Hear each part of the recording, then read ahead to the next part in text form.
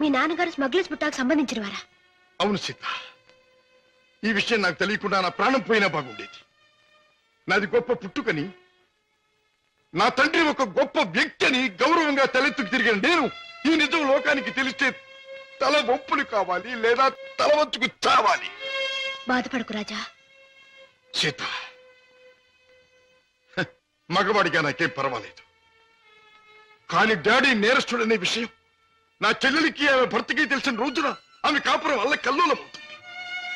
నేరస్తుడి కూతురు తన భార్య అని తెలిసిన రోజున నా బావ ఆమె నశకించుకోవచ్చు లేదా వదిలేయచ్చు.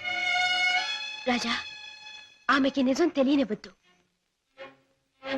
అవును, మా బ్రతికేమైనా సరే నా చెల్లెలి కాపురం చక్కగా ఉండాలి.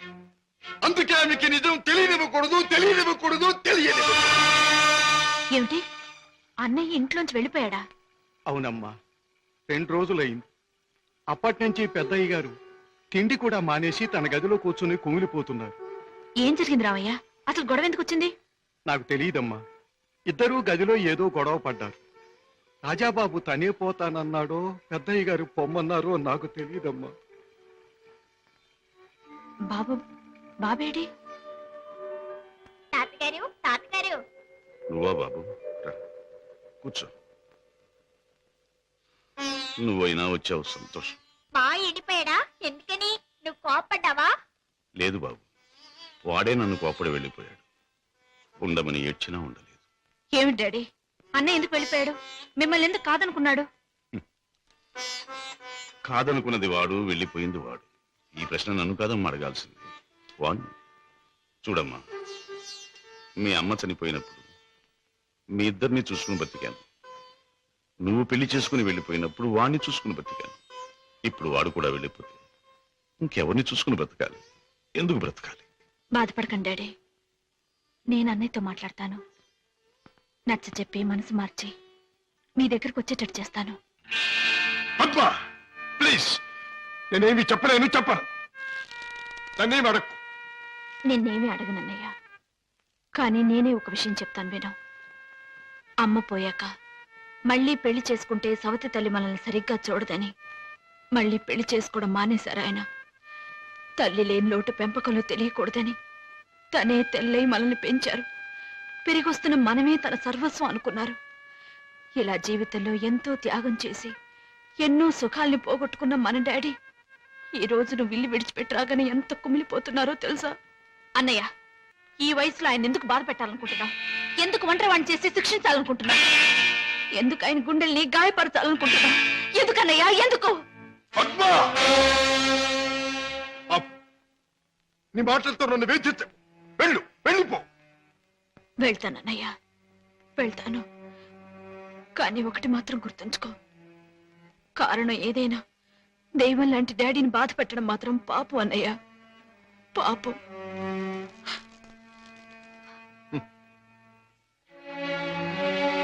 చెల్లెమ్మ, నన్ను పాపి అన్నా, నేను చేసింది తప్పు అన్నావు. అయినా మరేం పర్వాలేదు. శివుడు విషాన్ని కక్కకుండా మింగకుండా ఎందుకు గొంతుకులో దాచుకున్నాడు? అది మాత్రం గుర్తుంచుకో. వెళ్ళమ్మా, వెళ్ళు.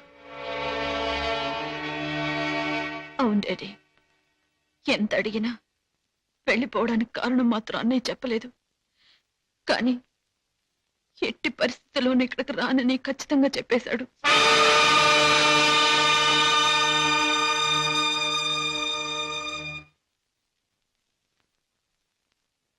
రాజా, అర్థం లేని నా బ్రతుకి అందమిచ్చావు. నిన్ను కలిసాకే నా జీవితం ఎంతో మధురంగా మధురంగా.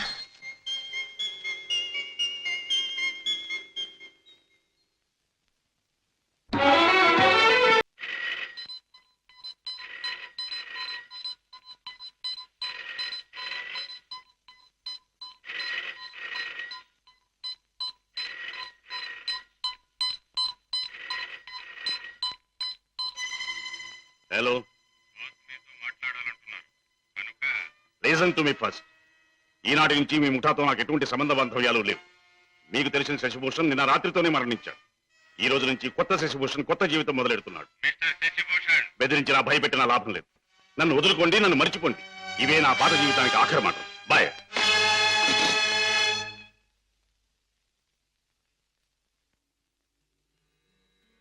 రామయ్య, అయ్యగారు, ఆ వెలుగు చూసావా రామయ్య?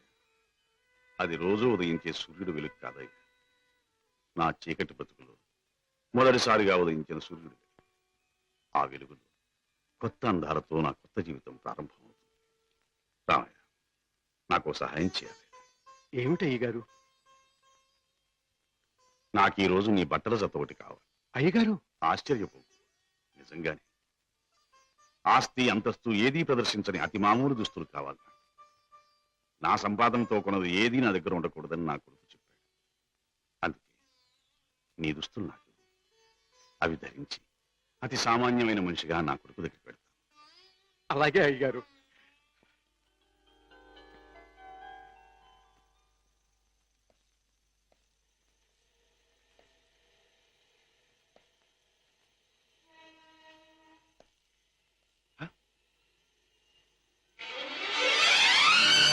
రాజా!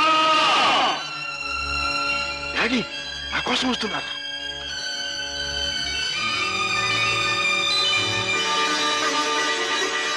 డాడీ! రాజా!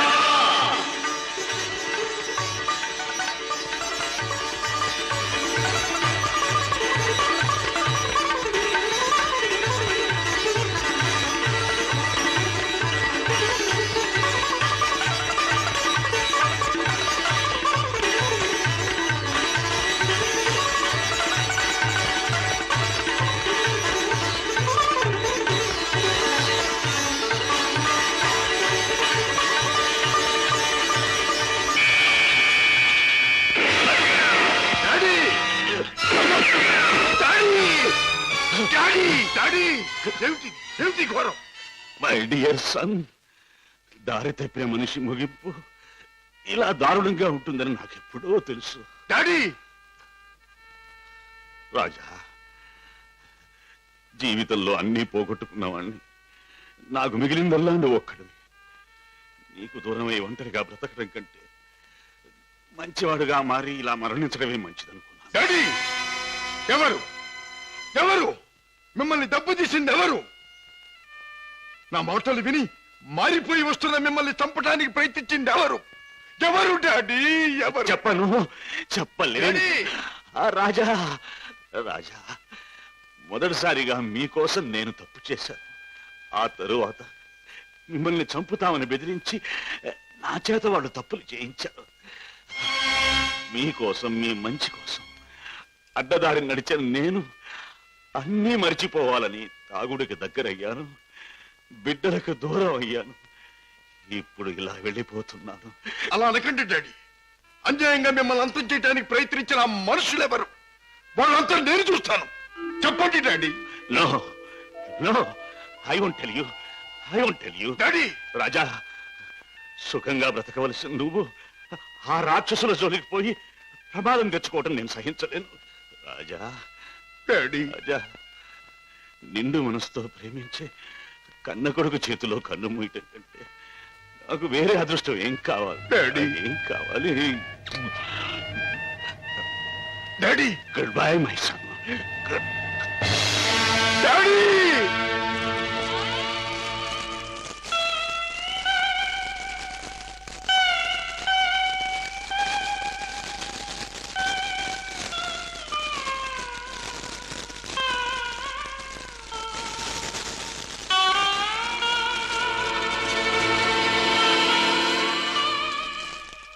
డాడీ, మీ చావుకు కారకులెవరో మీరు చెప్పకపోవచ్చు, కానీ నేను తెలుసుకుంటాను.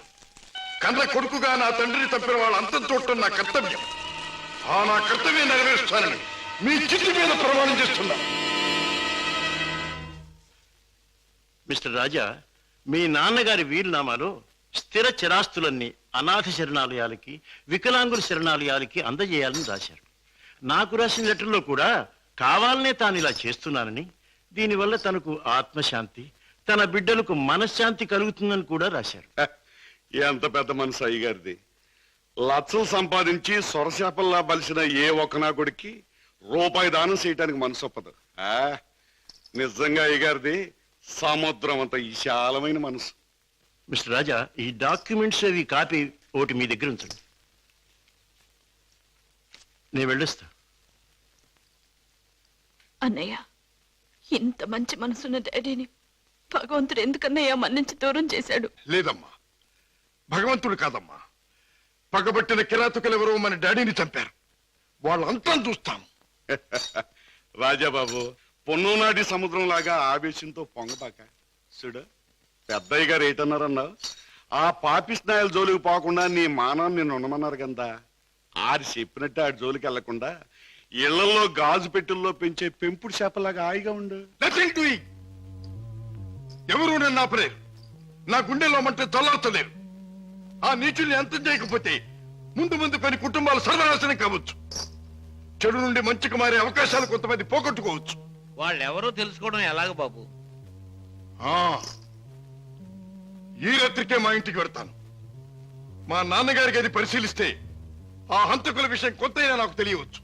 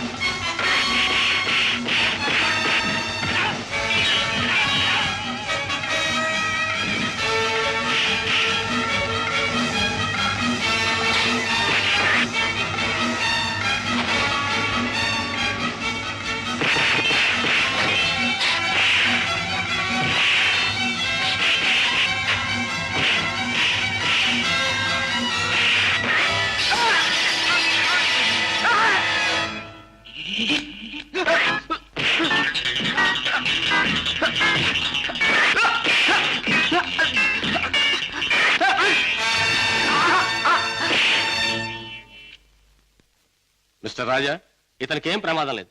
రేపు ఉదయానికి కళ్ళు తెరిచి మాట్లాడగలిగే స్థితిలో ఉంటాడు. Thank you doctor. With your permission ఈ రాత్రికి నేను ఇక్కడే ఉంటాను. అలాగే మిస్టర్. ఓకే. నెక్స్ట్. అన్నయ్య, ఏం జరిగిందన్నయ్య? ఇక్కడి నుంచి ఫోన్ రాగానే నీకే ప్రమాదం జరిగిందని నేను కంగారు పడ్డాను. మరేం పర్వాలేదమ్మా. డాడీ చావు కారకులెవరో తెలుసుకుందామని మన ఇంటికి వెళ్లి ఆధారాల కోసం వెతుకుతున్నాను.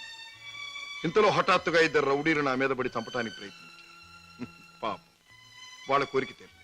బావా, మీరు ఆ ముఠా విషయం మర్చిపోతే మంచిదేమో.